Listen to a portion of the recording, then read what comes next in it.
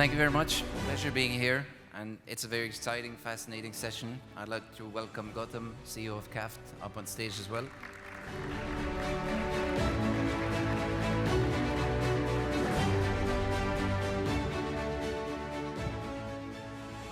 Hi, Gautam. How are you doing? Very good, thank you. I'll have to check. Can you hear me? No? Oh, yes, you can hear me now. So I would like to jump right into it. I'm not going to make any jokes or anything like that. Maybe later on, we'll see. But the topic is about smart city, and the presenter was talking about AI, all of that. And I'm wondering, what does it mean, a smart city? Because there's so many different areas. We're talking about technology, we're talking about transportation, sustainability, all of that. Are we going to see robots? Are we going to see, taxis operated by ChatGPT? What does it mean to be a smart city? Or maybe it's something much simpler. Am I allowed to crack a few jokes then? You can. But let's talk about smart city. I mean, everyone talks about smart cities, but in the context of where we are in KAFD, what we're trying to do is to create a sustainable district. That is what we call a 15-minute city, where you can basically walk or commute to wherever you want, where you work, where you live, where you get entertained, where you eat, everything within 15 minutes. Now that means that you've got to use technology to support all of this. Now, we have over 50 projects, smart city projects, that are working at the moment, all with a view to, if I could then sum them up into 2 or 3 broad categories. So let's take smart parking, for instance. So you have a KAFD app from which you can book your parking slot well before you come into KAFD, where the parking barrier recognizes your number plate and you can go to your designated slot. That's a typical example of how we use technology to actually make it easier for residents and visitors to use the district. Then you talk about smart building management. So all of our buildings, all of our towers are intelligent. They all have building management systems. They are connected to a central control room, and that allows us to predict or do predictive maintenance, not just reactive maintenance. So the building management system is really the heart and the brain of each building. That's another area. Then we talk about smart mobility, for instance. So if you're talking about smart mobility, you're talking about micro-mobility like e-scooters. Now, e-scooters requires things like geofencing, where you say in certain areas you cannot go, in certain areas you can go fast, you can rip through at 45 kilometers an hour, or in certain areas you have to go very slow. If there's a security incident, we can stop these working. So that's, again, smart mobility solutions that we introduce. So there's lots of these sort of things. Then you're talking about mapping. So now we're working with Google Maps, for instance, and KAFD is spread across 1.6 square kilometers. That is very extensive. To put it in context, that's as large a landmass as the financial district in London, the city. So Google can tell you where a particular building is located or how to go to a particular tower, but it doesn't tell you how to go to a retail destination on the second floor in the back of a tower. That's where we use smart technology, again, through our apps, to actually map the vertical mapping of every location. So if you want to go on the 5th floor of a tower, then we are able to do that. And that's where that's what we call a smart district. To be honest, I'm a victim of that myself, going to the wrong tower and then having to go back to the lobby, and the lobby ends up not being the lobby. The lobby is actually on a different floor than the actual lobby. So if I can add 2 more things over there. For example, yeah, if you come to the KAFD headquarters today, we've just got the Platinum Award for the most wired building. So we don't use swipe cards to go in and out the building. We use face recognition. So you just walk in, it recognizes you. You don't need to use cards. That's a typical example of what happens.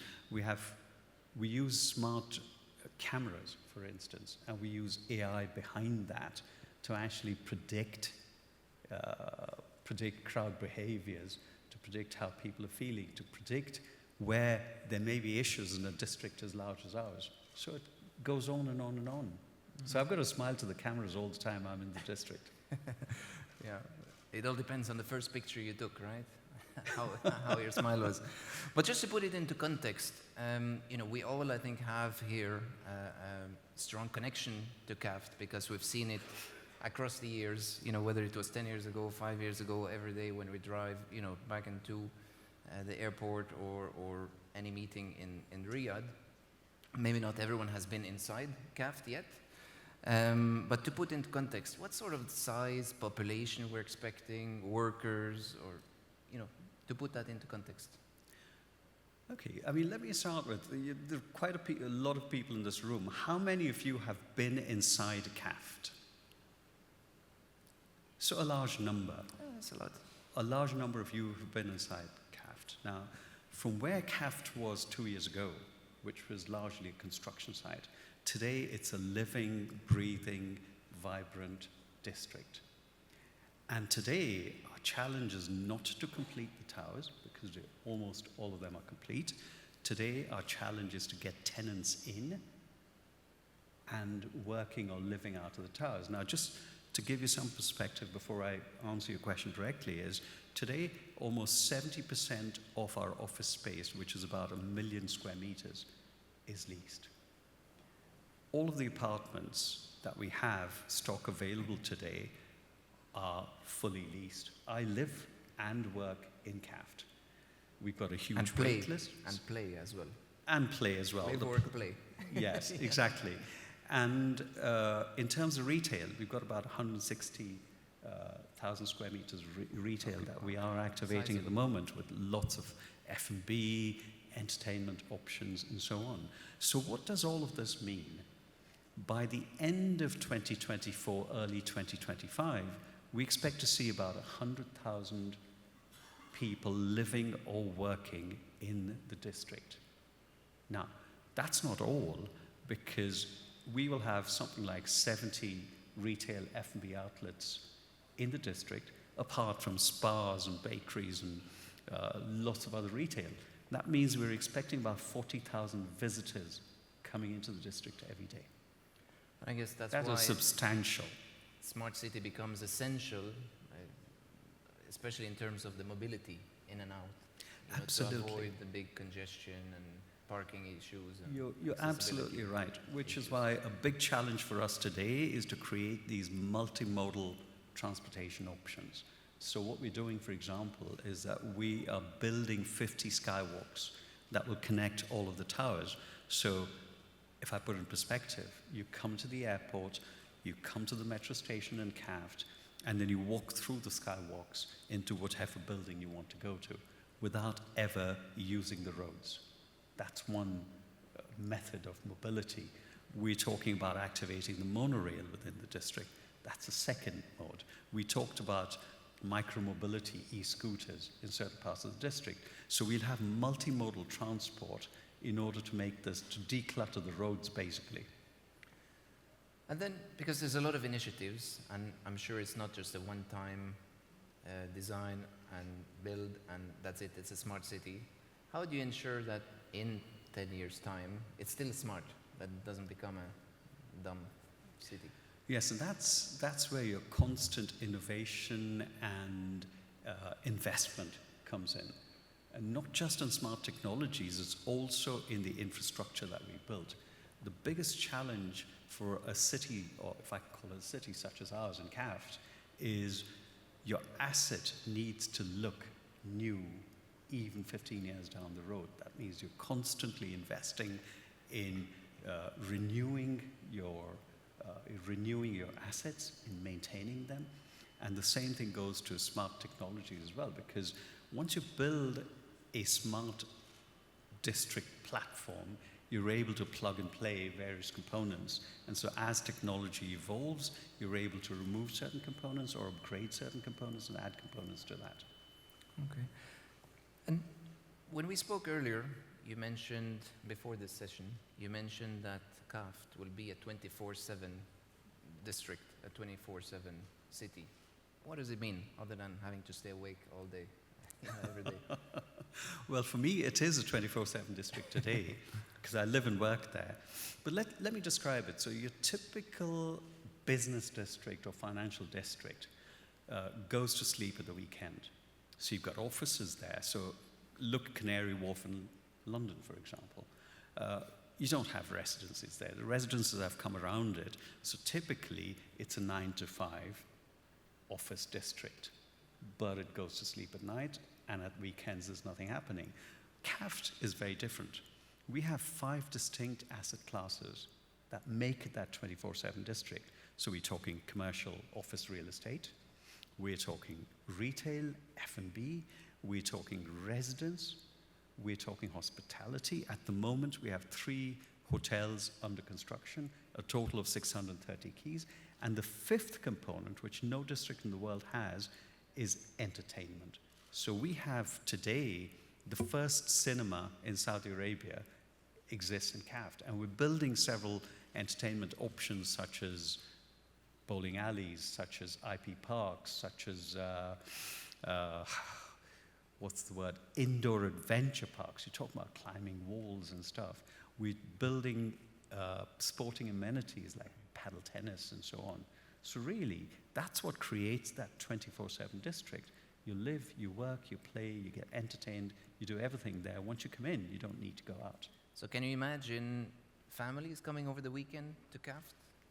Today, we get an average of 10,000 visitors every weekend.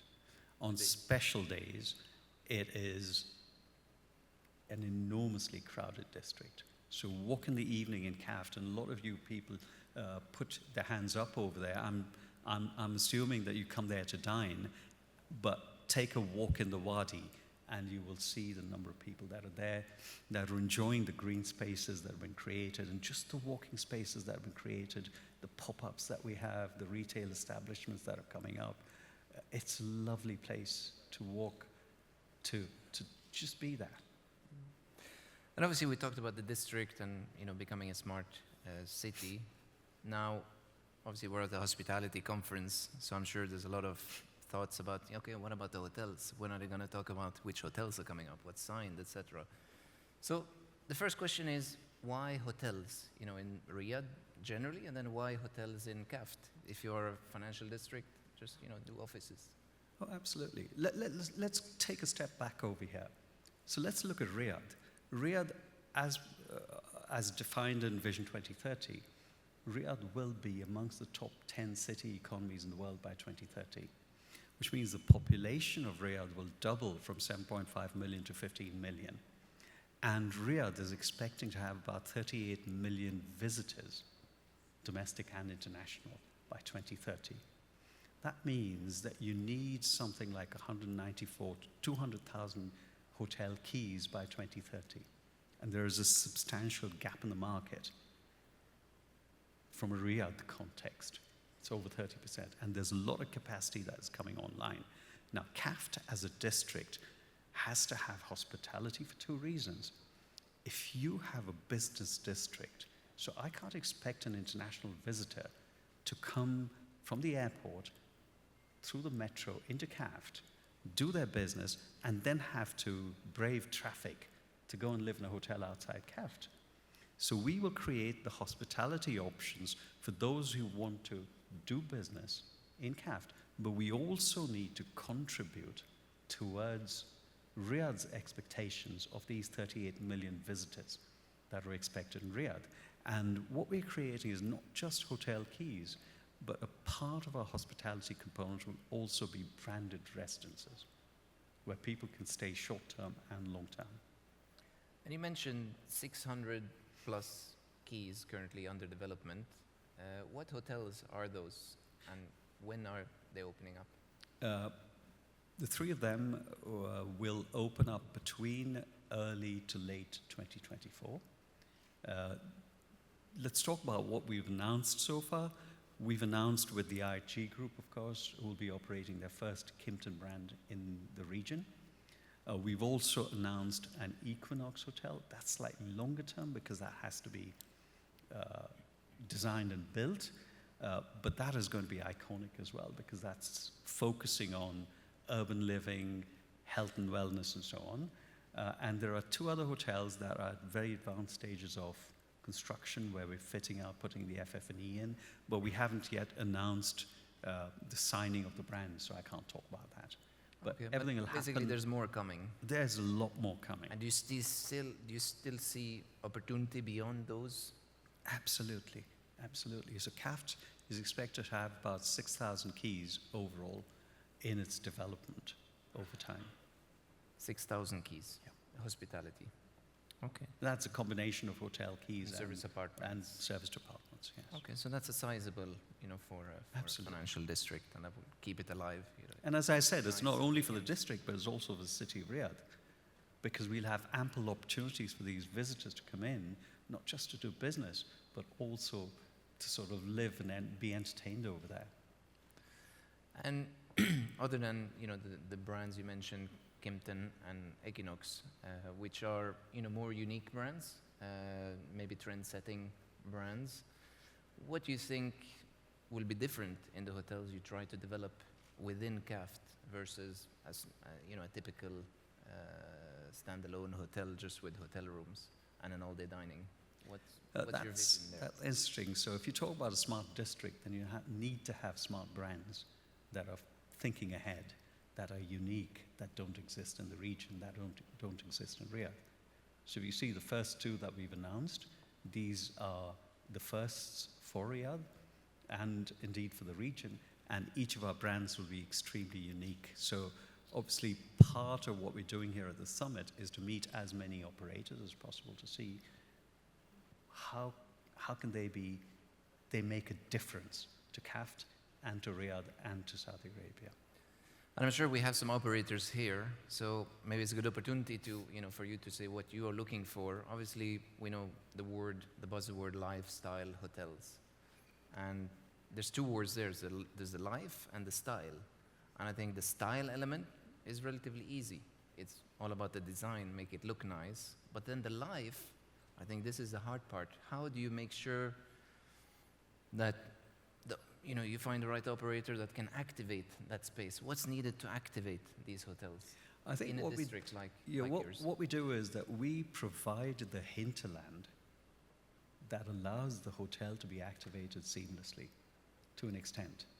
So typically in a hotel, you'll probably have a few outlets, all-day dining, you'll have a few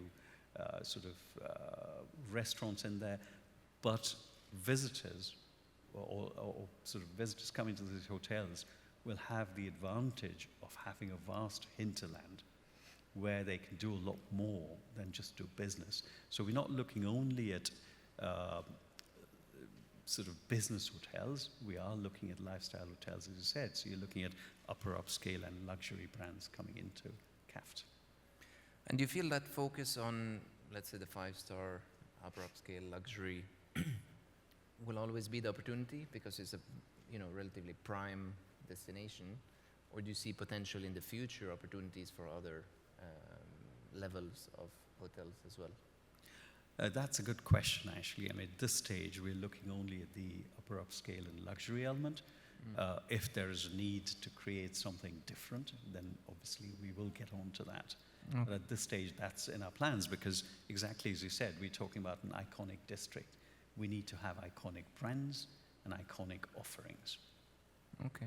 So any iconic operators there? Gautam, you can catch him after this session. And Or my colleague Steve over there. yeah, great. What about connectivity? We talked about the connectivity within the district. What about the hotels? Because this is, at least for me, one challenge I face often when I stay in a hotel that is not connected to the city. You have the hotel as a building alone on the street, and you walk out, and there's nothing. I have to take a taxi, wait 10 minutes for the Uber to come, and then wonder, okay, where do I go? And then I end up half an hour in a different direction.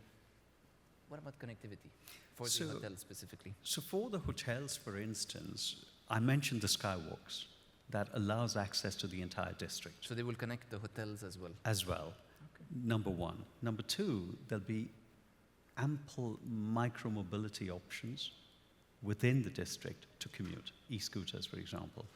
We will have the monorail, which will have 6 stations are planned at the moment. So that allows you to go across the district to wherever you want to go. What we're also doing on top of that is we have already introduced shuttle buses within the district. So you can go from anywhere to anywhere within the district today. We've created these shuttle buses. And if you're talking about connectivity to the city, we have a metro station in the district, but you will also have the city buses coming over there. Now, there's one other element, which we find today, for example, that try to find an Uber in the evening in Riyadh, it's tough because of traffic. So what we're doing at the moment is we're working with a taxi company, a limousine company, to house a number of cars within the district so that you as a resident or visitor can actually take a car when you need it and go out of the district to wherever you need to go. So they would be ready on standby. Absolutely. So we're looking at various options to make this happen. That sounds like a lot of options in terms of mobility, definitely. Just as a last question, to finish off the session, what's the future for KFD? We know all the developments going on now. You mentioned the hospitality. We're going from 0 to 600 plus to 6,000, which is a big step there. Are you almost fully developed otherwise, other than hospitality? What's next? So we've only developed 40% of our land bank at the moment. At the moment, we've got 14 new projects that are under design or construction. And we have an accelerated program that will develop this entire land bank of 1.6 square kilometers over the next 3 to 5 years. So it's very exciting because this is the ultimate city within a city, the place where you want to work, you want to live, you want to be entertained, all in all that 24/7 district, as I said, the 15-minute city or whatever you can call it. Very exciting for us. Very exciting. Sounds very exciting. And to be honest, the half full or half empty, when you talk about the glass. Here it's all positive though, because 40% developed is positive and 60% still to go. That's very exciting as well, because there's so much opportunity. So it's very exciting to hear. And thank you so much for the insights about KAFD. Thank you very much. We don't talk about a glass half full, we talk about a glass full. That's what we want to be. Yeah. Thank you very much, Chris. Thank you very much, Gautam. Thank you.